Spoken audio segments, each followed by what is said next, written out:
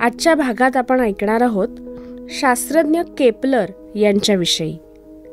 यांचा कार्यकाळ होता इसवी सन 1571 ते इसवी सन 1630. केपलरने वारसा चालविला, ग्रहांचा मार्ग शोधिला, भ्रमणांचा काल अभ्यासिला, नियम त्याने बनविले. सूर्याभोवती ग्रहांचे भ्रमण, लंबवर्तुळकार कक्षेचे बंधन, परिक्षेत्रफळ असे समान, समीप दूर असताही. केपलरचे संशोधन पायाभूत, गुरुत्वाकर्षणाची दिशा त्यात. न्यूटनला होई सहाय्यभूत, दूरदृष्टी ऐसी गा. लॉगॅरिथमचा उपयोग करी, गणित अभ्यासा सहाय्यकारी. उपग्रह शब्दाची योजना करी, महनीयता दिसत असे. आधुनिक खगोलशास्त्राची सुरुवात योहानेस केपलर यांनी केली असे म्हटले तर वावगे ठरू नये. 16व्या शतकामध्ये धर्माचा पगडा समाज मनावर खूपच होता. संशोधकही त्याला अपवाद नव्हते. एकीकडे धर्मग्रंथांची निष्ठा राखायची आणि त्याचबरोबर गणित आणि विज्ञानाच्या आधारे ईश्वर रचनेचा शोध घ्यायचा, अशी तारेवरची कसरत त्यांना करावी लागली. केपलर त्याला अपवाद नव्हते, परंतु त्यांची अशी पक्की धारणा होती की ईश्वराने हे जग गणितावर आधारित आराखड्यानुसार निर्माण केले आहे. त्यामुळे या विश्वाची रचना गणित आणि विज्ञानाचा वापर करून समजून घेण्यात काहीच वावगे नाही. सूर्यमाला आणि तिची रचना समजून घेण्याचे प्रयत्न टॉलेमी आणि ॲरिस्टॉटल या संशोधकांपासून सुरू झाले होते. पुढे कोपर्निकस आणि गॅलिलिओ यांनी सूर्यमालेच्या रचनेविषयी असणाऱ्या समजांना धक्का दिला, परंतु त्याचे नियम आणि गणितावर आधारित स्पष्टीकरण मात्र त्यांनी दिले नाही. गॅलिलिओ यांच्या कार्यातून प्रेरणा घेऊन केपलर यांनीही ग्रहांचा अभ्यास केला.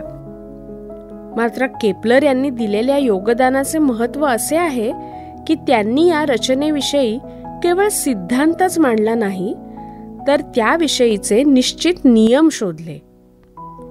सूर्य आणि ग्रह हे पृथ्वीभोवती फिरत नसून सूर्याभोवती सर्व ग्रह फिरतात असे प्रतिपादन करून त्यांनी या ग्रहांच्या कक्षा लंबवर्तुळाकार आहेत हे दाखवून दिले.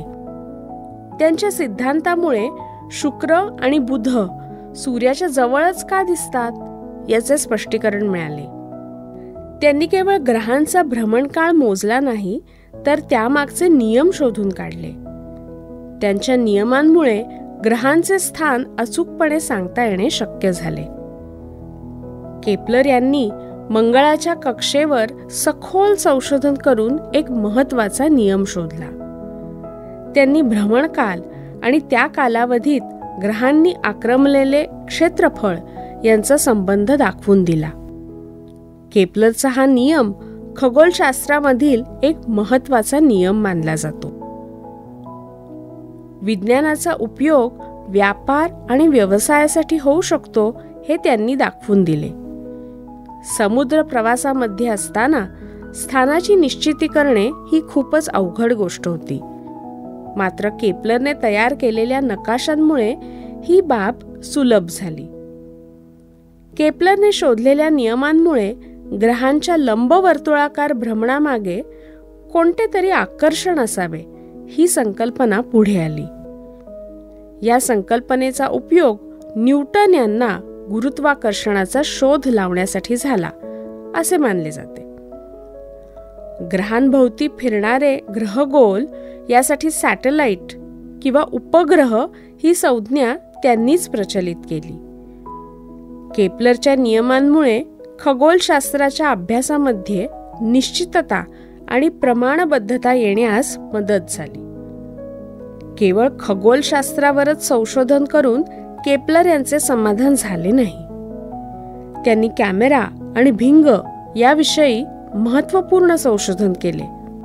त्याचप्रमाणे घनपदार्थांचे घनफळ याविषयी त्यांनी केलेले संशोधन प्रसिद्ध आहे. विश्वाचे रहस्य काय आहे याविषयी त्यांना प्रचंड कुतूहल होते. विश्वामध्ये असणारा सुसंवाद त्यांना आकर्षित करीत होता. केपलर यांचे सर्वात महत्त्वाचे योगदान म्हणजे ग्रह आणि तारे यांची स्थिती दाखवणारे तक्ते त्यांनी तयार केले. केपलर सारख्या महान संशोधकाने अशा प्रकारचे काम करावे याविषयी त्यांच्या सहकाऱ्यांनी नापसंती दर्शवली होती. परंतु या नकाशांचा उपयोग खलाशांना समुद्र पर्यटनासाठी होऊ लागल्यानंतर त्याचे महत्त्व लोकांच्या लक्षात आले.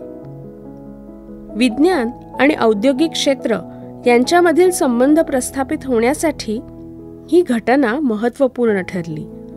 आधुनिक काळामध्ये विज्ञान, तंत्रज्ञान आणि औद्योगिकीकरण यांचे अतिशय दृढ असे संबंध प्रस्थापित झाले आहेत.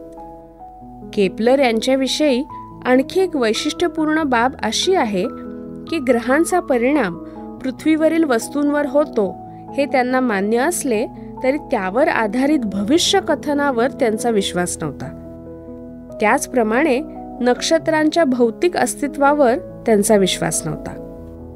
आज 21व्या शतकात सुद्धा भविष्य कथनावर आंधळेपणाने विश्वास ठेवणाऱ्या लोकांची संख्या दिवसेंदिवस वाढतच आहे. विशेषतः सुशिक्षित तरुण याविषयी खोलात जाऊन विचार करत नाहीत. 16व्या शतकामध्ये जी गोष्ट केपलर यांना कळली होती ती अजूनही आपल्याला कळू नये यासारखी खेदाची दुसरी गोष्ट नाही.